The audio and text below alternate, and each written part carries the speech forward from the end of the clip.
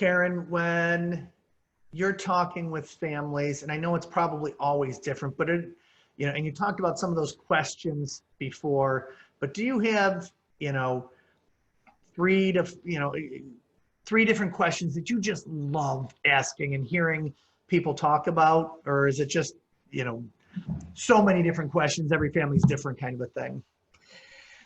Well, I often start with just basic ones. What is your favorite story?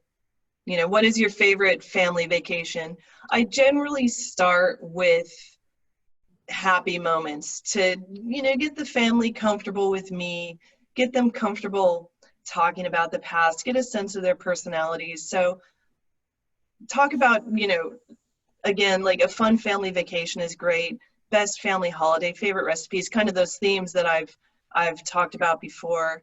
And then if I've been working with the family a little bit longer, one thing, or actually, no, this is actually a example. So one of the themes that we work with families on a lot is governance, right? Whether the family owning business and family wealth enterprise, but governance. And that's a weird word. It's a strange word, and it's like, what are you talking about? And so then I often will come to the family and contextualize it like Emily was talking about before. So I take them through their family history to show them how their family has operated within pre-existing structures, governance structures that allowed them to get from A to B and changed over time. And sometimes bring out just amazing factoids that they didn't know. And all of a sudden they're like, oh, I understand why we're doing this. If we have a really strong architecture for understanding how we make decisions and have change of regime or whatever, then we can spend the time, and it's going to be hard and all of that. So that's one thing I do love to have. It's great to have a context to bring the history to, so that the family understands why we're listening to this story. Stories are great, but understanding why we're listening to them is really important, because you can hear it, and if there's no context, then it'll go out the other ear. So that's really important, is just having the pretext for being there in the first place. And then these cards, it's just these 20 questions, very simple. Woman in your family, man in your family, triumph, failure, recipe, or what tradition do you want to pass down? What are you curious about? Is there a story in your family that you have heard all of your life but want to know more about? Or maybe you want to know if it's actually true, which it may or may not be. So stuff like that. Awesome. Appreciate it. Emily?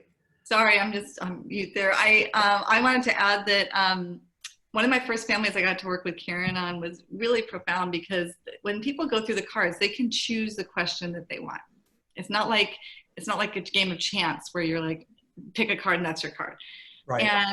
And one of the adult rising gen really wanted to know about a time that they remembered that their father had had a failure, and they had vague memories from their childhood of when they were really struggling as a family.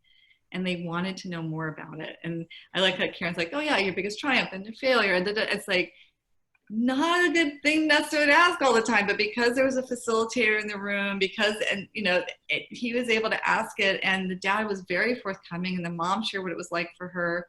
And all of these memories started popping up that they hadn't talked about in probably 30 years. And it was a really significant time for them. And they now find themselves in a position where they've accumulated more wealth than they ever thought they would ever. They had no idea that they had this level of wealth, and we're really helping them navigate through that, because it's so different than where they had been, right? Their trajectory was quite something. And having those cards and having the ability to talk about that ended up being extraordinary for them. And then they really got a chance to look at what are the values they wanted to bring going forward with their giving, and they're starting a foundation. And it all started from that history deck. So I think it's really an amazing thing to give people a chance to have facilitated conversations around stress, loss, failure, mistakes, because that's where the learning happens. You know, we're on a learning planet, and you can only learn by making mistakes. And if we only talk about the triumphs, we don't talk about what were the mistakes that got us there, we're losing so much valuable information. Yeah, I totally agree. So Karen, I guess the question that Emily and I have for you is, when are you going to package those cards up and put the instruction manual in there to share with the rest of us advisors that don't have you available to work with? I guess we'll have to talk to US Bank about that one. You know, there's wonderful, there's books with like 1,000 questions in it, or there's, you know, questions for kids. There's so many resources out there. And, you know, I would just recommend advisors, you know, you've heard questions we recommend. The main thing is, you don't want to open up Pandora's box if you don't know how to handle the conversation, right? Because you just don't know what could happen. It's not such an easy thing as like, well, let's just talk about failures. And you really want to set up the context in the right way and the listening in the right way and build that trust for it. But, you know, you can, like Karen said, you can choose really lovely things to start with. And, you know, it could be very simple to just get people telling their stories with each other. I love it. Yeah, and go back to, I want to reiterate that, Emily. We just had a conversation with the family the other day where we were going to ask the young kids to do a skit utilizing one of the adults, and it would have been a little, you know, the adult would have to be okay being a little foolish and silly for the kids, for the benefit of the kids. And the reaction that we received was very, very powerful. Strong negative reaction to that idea. And thank goodness we had a facilitator there, because had I been the one that posed that, I probably could have handled that. But I mean, you know, I can see a lot of advisors who have not had this kind of work and been in this work before would have been shell-struck and not know what to do with it. And you can't leave somebody like that, because no matter, you know, like the doctors say, first do no harm, right?